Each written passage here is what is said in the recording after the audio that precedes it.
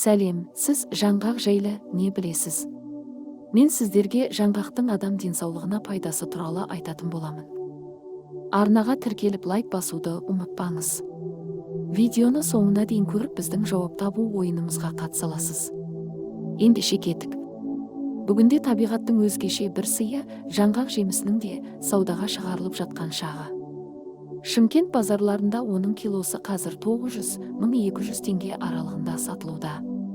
Жаңғақтың адам ағзасы үшін пайдасы көп. Оның құрамында 70-75% аралығында май, 20% ақуыз, макро және микро дәрумендері өте көп минералдар мен пайдалы заттар бар. Мамандардың дәлелдеуінше бұл қуатты азықтың 1 килосының калориясы 15 кило сүттің немесе 4 кило нанның калориясымен тең түседі.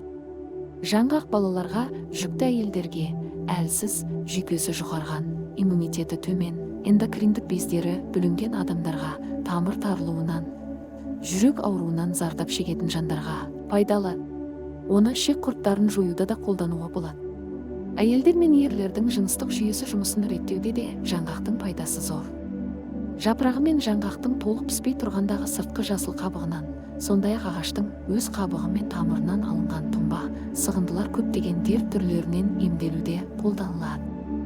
Бұл жемістің майы асқа пайдалануға жарайды, сондай-ақ ол дәрі препараттар, биологиялық белсенді қоспалар жасауда, косметика саласында да қолданылады. Жапырақтары да косметологияда көп пайдаланылады. Оның құрамындағы заттар тері бояуда таптырмайтын аса сапалы бояу ретінде танылған. Жапырақтары мен дәні арасындағы пердесінен тұнба, сығынды арқылы алынған заттар түрлі жұқпалы аурулардан, асқазан, тері ауруларынан, түрлі жарақаттардан емдеуде қолданылады. Тіпті жемістің қатты қабығының өзі белсендірілген көмір түйірлерін шығаруда, сондай-ақ кейбір құрылыс материалдарын безендіруде қолданылады. Жаңғақ адамды суықтан болатын сырқаттан да қорғайды. Оның құрамындағы антиоксиданттар қатерлі ісік пайда болуының алдын алады. Ол миға пайдалы, сүйектің тығыздығын арттырады. Бала емізетін әйел жаңғақты жеткілікті тұтынса, оның сүті құнарлы болады. Дегенмен жаңғақты шамадан тыс жеудің ағзаға тигізетін кері әсерлері де жоқ емес. Өйткені онда биологиялық белсенді заттар көп. Сондықтан оның 1-5 данадан артығын жеуге болмайды. Себебі ондағы магнезия тамырды тез тарылтады, одан қатты бас ауруы, бас айналуы туындайды. Ол кей тері ауруларында ушықтырып жіберуі мүмкін. Оны қан ұю ерекшелігі жоғары, ішек жұмысы нашар, семіздіктен, созылмалы панкреатиттен, гастриттен, асқазан жарасынан зардап шегетіндерде абайлап жегені жөн. Жалпы бұған қатысты дәрігермен кеңесіп жүрген артықтық етпейді. Міне, өзімізге етене таныс жаңғақтың осындай ерекшеліктері бар екен. Ал бұл жемісті беретін жаңғақ ағашы 150-200 жыл, кейбірі 300-400 жыл өмір сүреді, тіпті 10 ғасыр, яғни 1000 жыл өмір сүргендер де болады екен. Ұзақ жасағандарының биіктігі 25-30 метрге дейін, диаметрі 7 метрге дейін жетеді. Мысалы, Оңтүстік Осетияда 20 ғасырдың басына дейін өнім беріп тұрған бір жаңғақ ағашының диаметрі 7 метрге дейін жеткені туралы деректер сақталған. Ол жылына 1500 килодан өнім беріп тұрыпты. Сондай-ақ бүгінде Испанияда жаңғақ ағашының 520 жастан асқан біреуі бар деп айтылады. Ал Грузияда қазір биіктігі 29 метр, 20 сантиметрден асқан бір жаңғақ ағашы бар екен. Жалпы жаңғақ ағашы 60 жылға дейін белсенді түрде өседі, кейін оның өсуі баяулайды, беретін өнімі де азая түседі. Жаңғақ ағашы өніп шыққаннан 7-9 жылдан кейін ғана өнім бере бастайды. 20 жасына қарай ол толыққанды өнім беретін ағашқа айналады. Жемістерінің орташа салмағы 10-15 грамм аралығында болады, ең ірілерінікі 30-35 граммға дейін жетеді. 15-20 жыл және одан көп өмір сүрген жаңғақ ағаштарынан 150-200 килоға, кейбірінен тіпті 400 килоға дейін өнім алуға болады. Бүгінде Қырғызстанның Жалалабад облысында ежелден сақталып келе жатқан жаңғақ орманы бар. Ол әлемде сақталған жаңғақ орман тоғайларының ішіндегі ең ірісі саналады. Кей ғалымдардың зерттеу нәтижелеріне қарағанда, Жалалабад жақтағы жаңғақ орманының өмір жасы 47 миллион жылдан асатын көрінеді. Ал бұл жаңғақ орманы туралы ел арасында мынадай аңыз тараған екен. Мұхаммед пайғамбар дін жолына берілген бір аса тақуалы адамды жер бетіндегі адам өмір сүруге аса қолайлы аумақты іздеуге жіберіпті.